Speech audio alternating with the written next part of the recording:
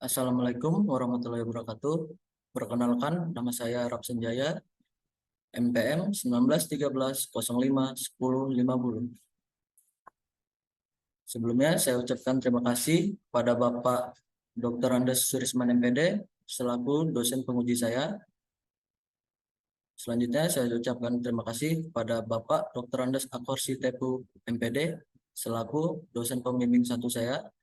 Dan selanjutnya saya ucapkan terima kasih kepada Bapak Ardian Cahyadi MPD selaku dosen pembimbing dua saya.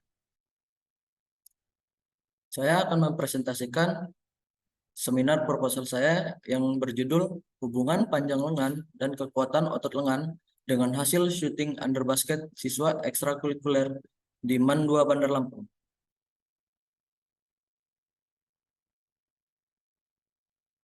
Latar belakang, shooting under ring adalah tembakan dari posisi di bawah ring basket setelah melakukan dribble atau mendapatkan operan.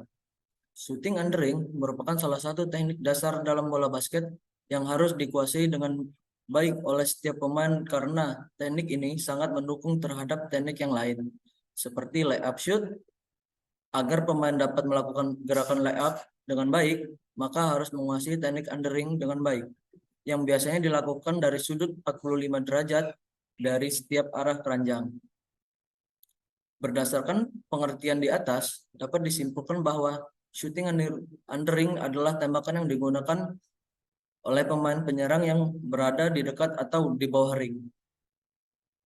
Berdasarkan observasi yang dilakukan pada ekstrakurikuler basket di MAN 2 Bandar Lampung pada sesi latihan, peneliti melihat ternyata banyak siswa pada saat melakukan shooting under basket, masih banyak siswa salah dalam melakukan gerakan mendorong bola, sehingga bola tidak sampai dan melewati ring. Pada saat melakukan shooting under basket, sebagian siswa kurang tepat dan lengan tidak lurus.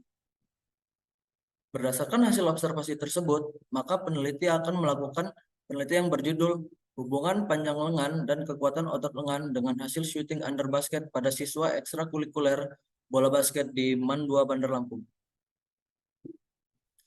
Identifikasi masalah. Yang pertama, pada saat melakukan shooting under basket, masih banyak siswa salah dalam melakukan gerakan mendorong bola, sehingga bola tidak sampai dan melewati ring. Yang kedua, pada saat melakukan shooting under basket, sebagian siswa masih banyak yang lengannya tidak lurus, sehingga terlalu mudah dihadang musuh. Yang ketiga, ketika melakukan shooting under basket, banyak siswa yang kekuatan otot lengannya lemah, sehingga bola tidak sampai ke ring. Dan yang keempat, pada saat melakukan shooting under basket, sebagian siswa tidak menggunakan kedua tangannya sehingga bola tidak mengarah ke ring. Batasan masalah. Adapun pembatas masalah yaitu hanya membahas permasalahan tentang hubungan panjang lengan dan kekuatan otot lengan dengan hasil shooting under basket pada siswa ekstrakurikuler bola basket di MAN 2 Bandar Lampung. Rumusan masalah, adakah hubungan panjang lengan dengan hasil shooting under basket pada siswa ekstrakurikuler MAN 2 Bandar Lampung? Yang kedua, adakah hubungan kekuatan otot lengan dengan hasil shooting under basket siswa ekstrakurikuler di MAN 2 Bandar Lampung? Dan yang terakhir, adakah hubungan panjang lengan dan kekuatan otot lengan dengan hasil shooting under basket? Manfaat peneliti. Bagi peneliti, untuk bahan evaluasi kinerja untuk calon pendidikan atau pelatih dalam kegiatan proses belajar mengajar atau melatih olahraga bola basket. Dan hasil penelitian ini diharapkan memberikan sumbangan yang berguna bagi sekolah, siswa maupun peneliti. Bagi sekolah dan siswa ekstrakurikuler bola basket di MAN 2 Bandar Lampung, penelitian ini dapat memberi sumbangsih dan manfaat bagi yang baik yang dapat dijadikan bahan masukan dalam penerapan bentuk-bentuk latihan yang efektif, efisien, serta menciptakan efektivitas pada cabang olahraga bola basket. Kajian teori, yang pertama pendidikan olahraga. Pendidikan olahraga adalah pendidikan jasmani dan olahraga yang dilaksanakan sebagai proses dalam teratur dan kelanjutan untuk memperoleh pengetahuan kepribadian, keterampilan, kesehatan, dan jasmani. Olahraga pendidikan diselenggarakan sebagian dari proses pendidikan dilaksanakan baik pada jalur pendidikan maupun non formal. Biasanya dilakukan oleh satuan pendidikan pada setiap jenjang pendidikan. Pendidikan jasmani dan olahraga pada hakikatnya adalah proses pendidikan yang manfaatnya aktivitas fisik, jasmani, dan olahraga untuk menghasilkan perubahan holistik dalam kualitas individu, baik dalam hal fisik, mental, serta emosional. Menurut Paturisi 2012, Penjaskes memerlukan anak sebagai sebuah kesatuan utuh, makhluk total daripada hanya menganggap sebagian seseorang yang terpisah kualitas fisik dan mental. Yang kedua, permainan bola basket. Menurut Deddy Sumiarsono 2002, permainan bola basket merupakan jenis olahraga yang menggunakan bola besar.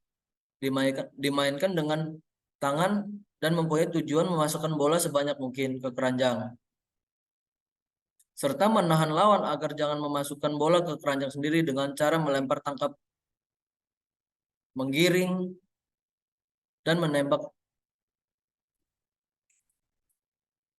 Teknik permainan bola basket menurut Sarumpait 1992 mengatakan bahwa terdapat beberapa teknik dasar bola basket, yaitu yang pertama melempar dan menangkap. Yang pertama lemparan dada atau chest pass. Lemparan dada merupakan operan yang sering dilakukan oleh permainan. Operan ini sangat bermanfaat untuk operan jarak pendek dengan penuh kecepatan dan kecermatan apabila rekan satu tim tidak dalam penjagaan lawan. Yang kedua, lemparan pantulan atau bounce pass. Lemparan pantulan adalah operan yang dilakukan dengan menaruh bola di depan dada, meskipun berbeda situasi melakukannya. Yang ketiga, lemparan atas kepala atau overhead pass. Lemparan atas kepala merupakan operan yang biasa dilakukan dengan kedua tangan dan bola berada di atas kepala yang dilakukan untuk menghindari operan bola yang nantinya akan diserobot oleh lawan. Lemparan ini sangat efektif untuk mengoper bola sesegera mungkin kepada rekan setim di posisi yang jauh dari jangkauan.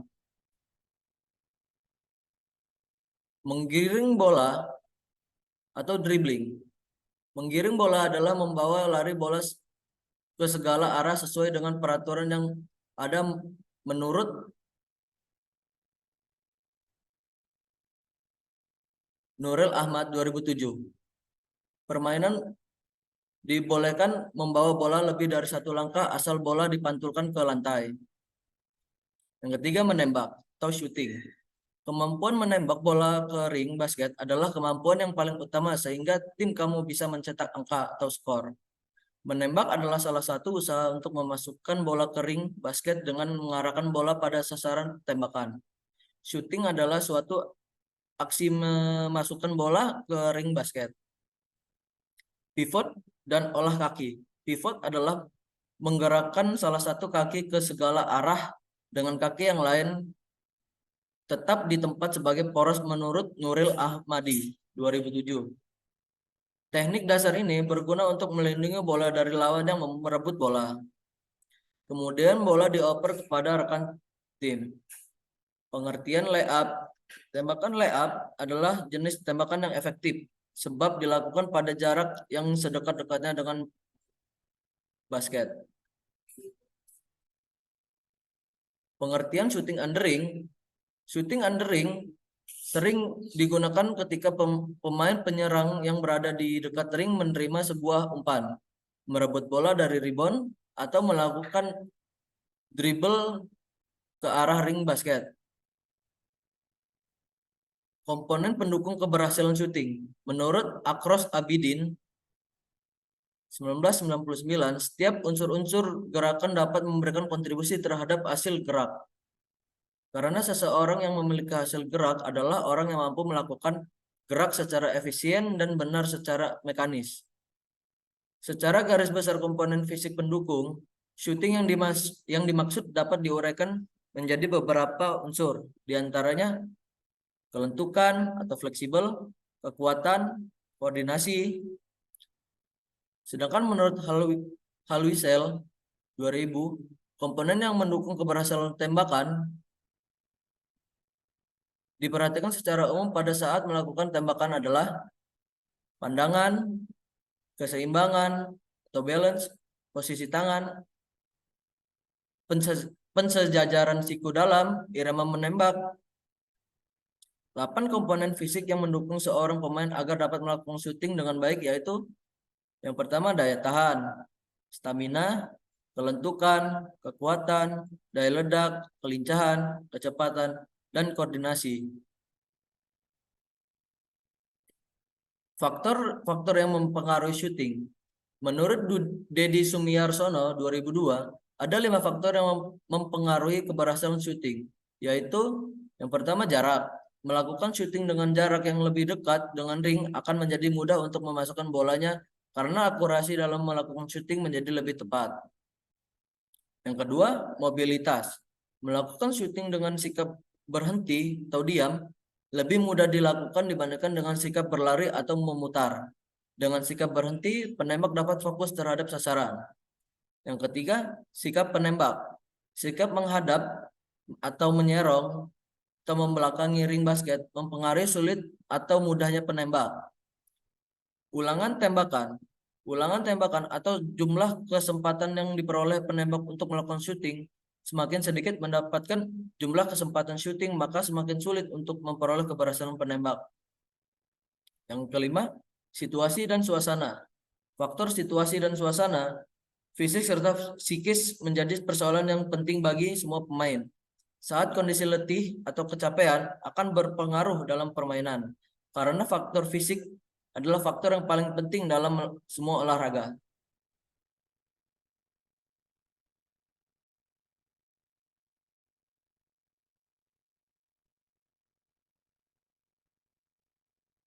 Hipotesis. Hipotesis merupakan suatu dugaan atas pemecahan masalah yang diperoleh dari tinjauan pustaka melalui metode dedukatif yang biasanya disusun berdasarkan kerangka pikir peneliti menurut Triono 2013. Sedangkan hipotesis adalah pernyataan yang bersifat terkaan dari hubungan antara dua atau lebih variabel.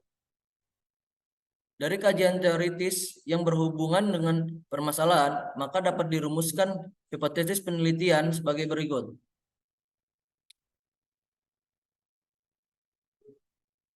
Yang pertama, ada hubungan yang signifikan panjang lengan dengan hasil syuting under basket pada siswa ekstrakurikuler bola basket di MAN 2 Bandar Lampung. Yang kedua, ada hubungan yang signifikan otot lengan dengan hasil syuting under basket pada siswa ekstrakurikuler bola basket di MAN 2 Bandar Lampung. Yang ketiga, ada hubungan yang signifikan panjang lengan dan otot lengan dengan hasil syuting under basket pada siswa ekstrakurikuler bola basket di MAN 2 Bandar Lampung. Populasi dan sampel. Populasi menurut Sugiono 2010, populasi adalah wilayah generalisasi yang terdiri atas objek atau subjek yang mempunyai kualitas dan karakteristik tertentu yang ditetapkan oleh peneliti untuk dipelajari dan kemudian ditarik kesimpulannya. Populasi dalam penelitian ini adalah siswa ekstrakurikuler bola basket di MAN 2 Bandar Lampung sebanyak 20 orang. Yang kedua, sampel. Menurut Ari Kunto 2010, sampel adalah sebagian atau wakil populasi yang diteliti. Apabila subjeknya kurang dari 100, lebih baik diambil semua. Sebaliknya, jika subjeknya lebih dari 100, dapat diambil di antara 10-15% atau 20-25%. Bertitik tolak dari pendapatan di atas, dikarenakan peneliti ini subjeknya kurang dari 100, maka dalam penelitian ini, peneliti mengambil semua sampel penelitian yang sejumlah 20 siswa. Teknik pengambilan sampel dalam penelitian ini menggunakan teknik total sampling. Menurut Sugiono 2017, teknik total sampling adalah semua anggota populasi dijadikan sampel.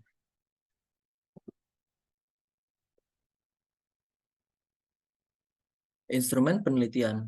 Instrumen penelitian adalah alat yang digunakan oleh peneliti dalam mengumpulkan data agar pekerjaan lebih mudah dan hasilnya lebih baik menurut Ari Kunto 2010.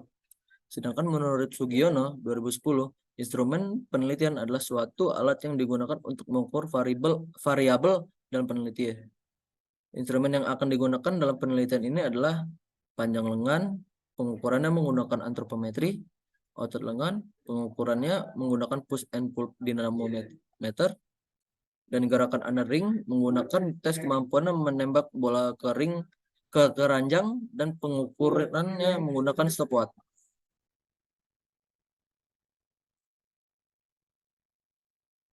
Teknik analisis data: setelah didapatkan data dari hasil tes panjang lengan menggunakan antropometri, hasil tes kekuatan otot lengan menggunakan push and pull dinamometer, dan hasil shooting and ring, maka data ini dianalisis untuk menjawab data. Hipotesis 1, yaitu hubungan panjang lengan atau X1 dengan hasil shooting and ring. Yang kedua, hipotesis 2, yaitu hubungan kekuatan otot lengan dengan hasil shooting and ring. Hipotesis 3, yaitu hubungan panjang lengan X1 kekuatan otot lengan X2 dengan hasil shooting and ring Y. Sebelumnya mencari hubungan panjang lengan X1 kekuatan otot lengan X2 dengan hasil shooting and ring atau Y. Maka dilakukan uji persyarat, yaitu uji validitas dan reliabilitas instrumen penelitian. Uji validitas dan reliabilitas instrumen ini menggunakan uji normalitas dan homogenitas. Teknik pengumpulan data. Menurut Ari Kunto 2002, instrumen adalah alat atau fasilitas yang digunakan peneliti dalam mengumpulkan data agar pekerjaannya lebih mudah dan hasilnya lebih baik sehingga mudah diolah. Data yang perlu dikumpulkan ini menggunakan metode survei. Teknik tes pengambilan data dilakukan dengan pemberian tes dan pengukuran melalui metode survei, yaitu penelitian mengamati secara langsung pelaksanaan tes dan pengukuran di lapangan. Uji prasyarat. Uji normalitas. Yang pertama, uji normalitas. Uji normalitas data dilakukan sebagai prasyarat untuk melakukan uji perbedaan.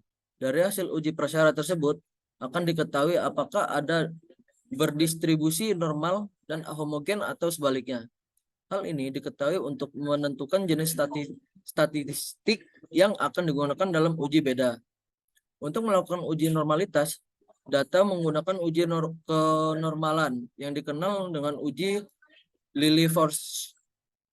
Suatu data dikatakan berdistribusi normal bila hitung tabel dengan taraf signifikan 5%, maka data tersebut berdistribusi normal. Sujona 2012. Uji homogenitas. Sedangkan untuk melihat homogenitas maka digunakan uji F dengan rumus sebagai berikut, dengan kriteria penguji sebagai berikut. Jika F dihitung kurang lebih F table, artinya data homogen, dan jika F dihitung tabel, berarti data tidak homogen. Sugiono 2012. Uji hipotesis. Uji hipotesis 1 menurut Suharsimi Arikunto 2010, untuk menguji hipotesis antara X1 dengan Y digunakan statistik melalui korelasi produk momen yang dengan rumus sebagai berikut.